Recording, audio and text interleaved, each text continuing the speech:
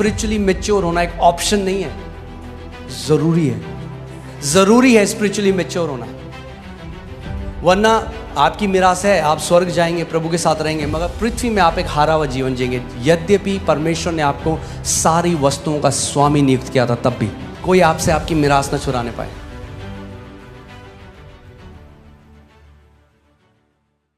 इतना ज़रूरी है जो हम लोगों के मुंह से निकलता है, इस बात को समझना बहुत ज़रूरी है। एक परमेश्वर के दास केनेथी हेगन, वो एक लड़के के लिए प्रार्थना करने गए। वो 37 साल का था, 37 साल का था और कोमा में था। और वो जैसे ही हॉस्पिटल के कमरे में गए, उन्होंने हाथ रखा, प्रभु ने एकदम बोला अपना हाथ हटा ले क्योंकि ये बचेगा नहीं, मर जाएगा। और वो जो विश्वास करते रहे, जो डॉक्टर था उनकी बिल्कुल अगेंस्ट था, क्योंकि वो विश्वास करते रहे चंगाई सबके लिए। उन्होंने कहा प्रभु ये कैसे हो सकता है, मैं हमेशा विश्वास मैंने सिखाया चंगाई सबके लिए। और प्रभु ने उनको बताया कि इस लड़के ने बचपन से बार बार एक गलत अंगीकार किया, और आत्मिक जहां में एक नियम है। तरह अगर मैं आपको समझाऊं सरल भाषा में, तो आत्मिक जहां में एक, समझ लीजिए एक बड़ा सा व्हील है, एक पहिया है, और जब आप किसी बात को लगातार कन्फेस करते हो, वो पहिया घूमने लग जाता है, उसको गति मिल जाती है। और जब उसको गति मिल जाती है, परमेश्वर भी आपकी अथॉरिटी को ओवर पावर नहीं करता। आप समझ रहे हैं मैं क्या कह रहा हूं? और प्रभु ने कहा अगर ये जिंदा होता, अगर ये कोमा के बाहर होता तो ये ठीक हो जाता। और फिर उन्होंने उसके भाई से कंफर्म किया, उसने कहा बिल्कुल सही बात है।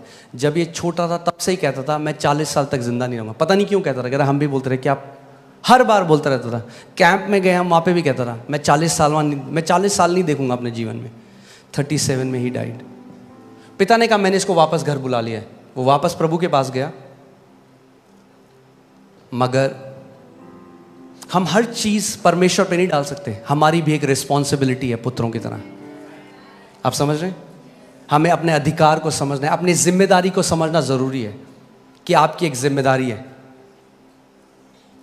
नीति वचन 18:21 में लिखा है, जीव के वश में मृत्यु और जीवन दोनों होते हैं, और जो उसे काम में लाना जानता है वह उसका फल भोगेगा।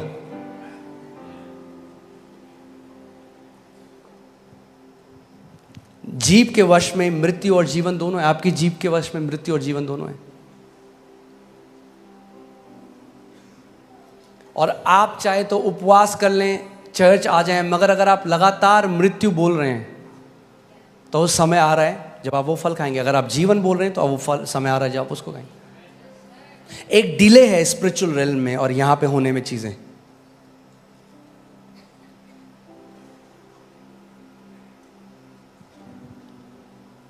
इसीलिए जो डोमिनियन है वो हमारी लाइफस्टाइल होनी चाहिए। एक बारी में नहीं होता। आपने देखा कोई व्यक्ति जिम जाए और एक दिन करे और अगले दिन आप देखो वो नहीं, लगातार लाइफस्टाइल की तरह करना पड़ेगा। वैसे ही अधिकार भी है, आपको लगातार जीवन शैली बनानी पड़ेगी शासन अधिकार की। क्योंकि कई लोग इतना गलत बोलते आए हैं अपने मुंह से बार बार।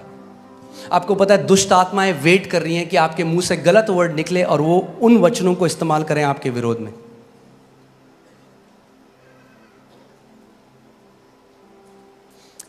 आत्मिक जहां में जो लड़ाई होती है वो वर्ड्स से होती है, पता है आपको?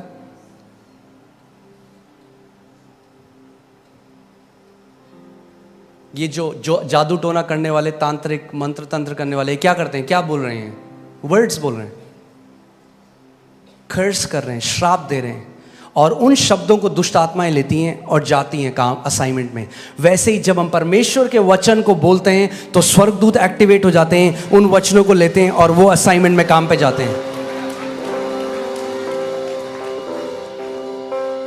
मगर अगर आपका मुंह बंद है, यद्यपि जय आपका इनहेरिटेंस है, आपकी मिरास है, आप जय में नहीं जी सकते।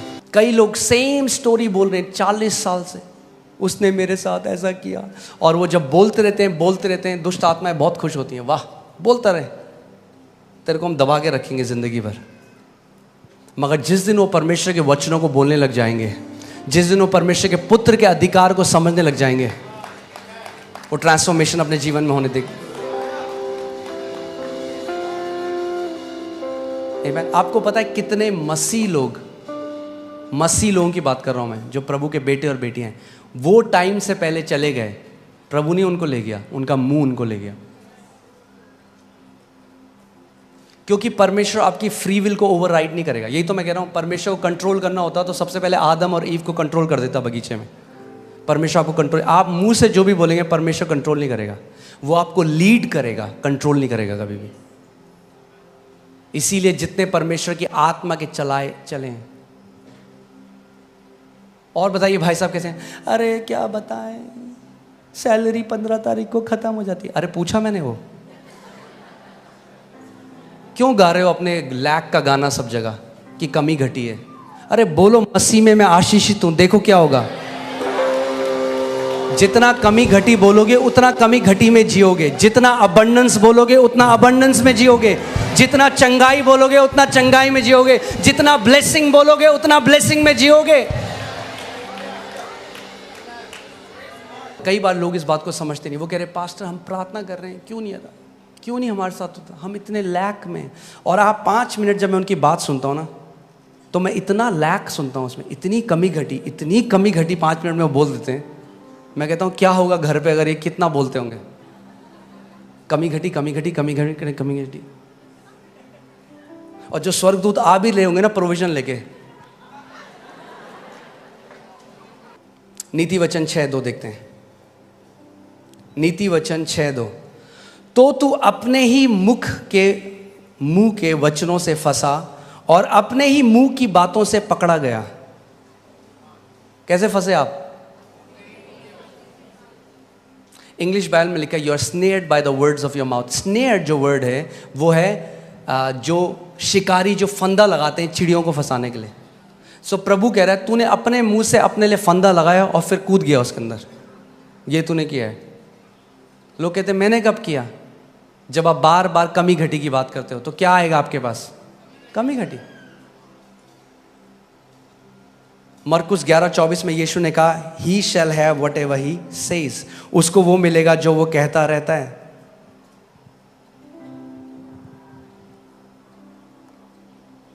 कुछ लोग हैं वो लगातार बीमारी की बात करते हैं, लगातार, हाय मेरे यहाँ दर्द, हाय मेरे यहाँ दर्द, हाय मेरे यहाँ दर्द। और ठीक है दर्द है, उसके लिए मना नहीं कर रहे, मगर चंगाई की आयतें बोलने लग जाओ जो बाइबल में दर्द चला जाएगा। पुत्र की तरह हमें बोलना सीखना पड़ेगा, पुत्र की तरह बोलना सीखना पड़ेगा। आमीन। मैं ये नहीं कह रहा कि हम झूठ बोलें। अगर आप लैक में कोई बोले कहना अच्छी करोड़ों पड़े हैं अकाउंट में, मैं ये नहीं कह रहा वो करो, पर मैं कह रहा हूं बार बार मत बोलो एक गाने को, आदत बन जाएगी आपकी बोलना सबको। कई लोग सबको बताते हैं मेरी सैलरी 20 तारीख को खत्म हो जाती है, और होता पता क्या है, फिर लोग आपकी इज्जत करना बंद कर देते हैं। तो कहेंगे फिर बार बार आके वही बोलता है, क्यों बता रहे हो? पूछ रहे हो आपसे। अपने कमरे में जाओ, वचन खोलो, खुदा को बताओ उसका वचन क्या कहता है।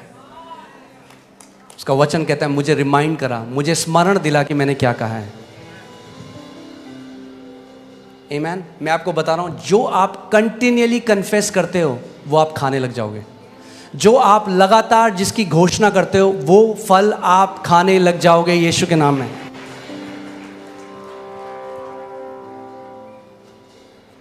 पुत्र होना है तो अपने मुंह को हमें देखना पड़ेगा।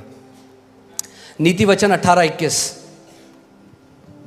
जीव के वश में मृत्यु और जीवन दोनों होते हैं, और जो उसे काम में लाना जानता है वह उसका फल भोगेगा। जो उसको काम में लाना जानता है।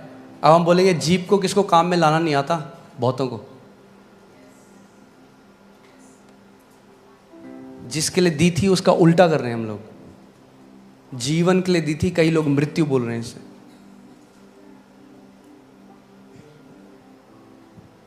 और अपनी जीभ से लोगों ने अपने जीवन, आप जानते हैं अपनी जीभ से आप अपने जीवन को छोटा या अपने जीवन को लंबा कर सकते हैं। अपनी जीभ से आप गरीबी में जी सकते हैं पूरे जीवन, या आप समृद्धि में जी सकते हैं। अपनी जीभ से आप बीमारी में जी सकते हैं या अपनी जीभ से आप चंगाई में जी सकते हैं।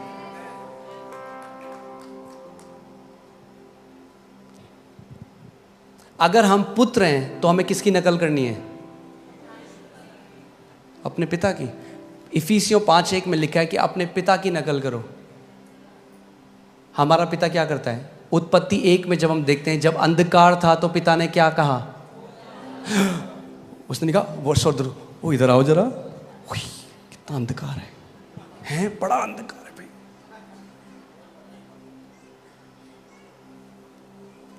कई लोग स्टेटस लगा लेते हैं,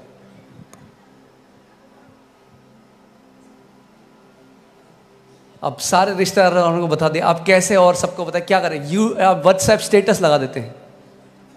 जब दिल टूटता है तो कोई अपना साथ नहीं देता।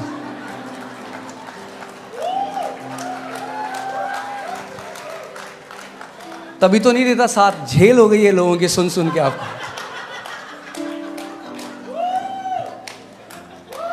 सिंपैथी मत ढूंढो, वचन को ढूंढो, जीवन बदल जाएगा। प्रभु यीशु मसीह ने अपने एक दास से कहा यूएस में कि मेरे कितने सारे मेरे बेटे और बेटियां हैं जो बीमारी में मर गए क्योंकि उन्होंने बीमारी के बारे में बात करी मगर बीमारी से बात नहीं करी। सबको बताया देखो मैं बीमार हूं, मगर उस बीमारी से नहीं बोला। प्रभु यीशु मसीह ने कहा जो कोई इस पहाड़ से कहेगा, जो कोई इस कैंसर से कहेगा, जो कोई इन कर्जों से कहेगा। एक प्रभु के दास थे, वो उनके ऊपर इतना कर्जा था और जब उन्होंने वो करा तो लोगों ने कहा ये पागल हो गया बंदा, ये क्या कर रहा है।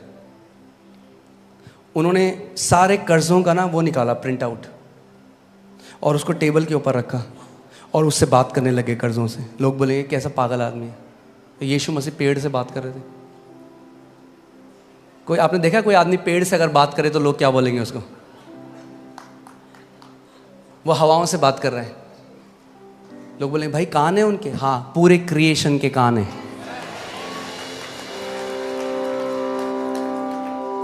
और वो कर्जों को बोलने लगे यीशु मसीह के नाम में मैं मत्ती 11:24 में खड़ा होता हूँ, सारे के सारे कर्जे उखड़ और समुद्र में जा पड़। बोलते गए बोलते गए बोलते गए बोलते गए बोलते गए, थोड़े बाद समय आया, सुपरनैचुरली प्रभु ने उनके सारे डेट्स खत्म कर दिए।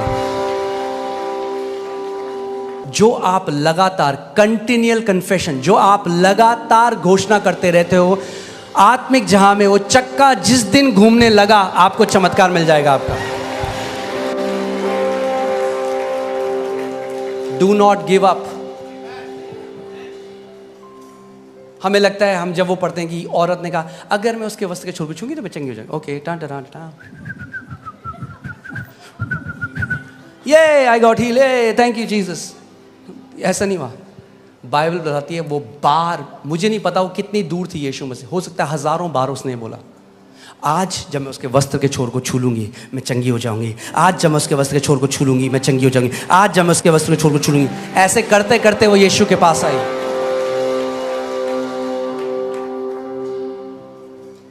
कई लोग जब हम उनको बताते हैं कहते हैं हाँ पास्टर बोला हमने 2 दिन कुछ हुआ नहीं। मैंने होगा भी नहीं तुम्हारे साथ।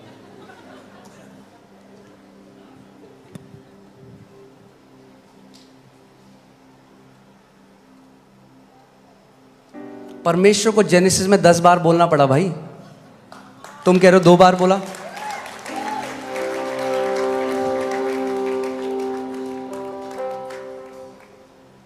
आपको क्यों लगता है क्या हो रहा है? अभी आप देख रहे हैं क्या हो रहा है हॉलीवुड में, यह जगह क्या है, क्यों इतने गंदे गाने बन रहे हैं? क्योंकि बच्चे उन्हें बार बार गाएंगे, क्या होगा? दिल ओपन डिमोनिक स्पिरिट्स होते हैं। हमें लगता है गाना गा रहा है बच्चा, केवल गाना नहीं गा रहा, वो कंटिन्यूअली कन्फेस कर रहा है कुछ। मंत्र क्या है? बार बार एक चीज को कन्फेस करना। हम लोगों को क्योंकि आत्मिक समझ नहीं, हम नहीं समझते ये चीजें। बार बार अंगीकार विश्वास के साथ जब आप करते रहेंगे वो स्टैब्लिश हो जाएगा। जिस दिन स्टैब्लिश हो गया कोई शैतान, शैतान का बाप, शैतान का बेटा, शैतान का चाचा उसको हटा नहीं सकता आपके जीवन से।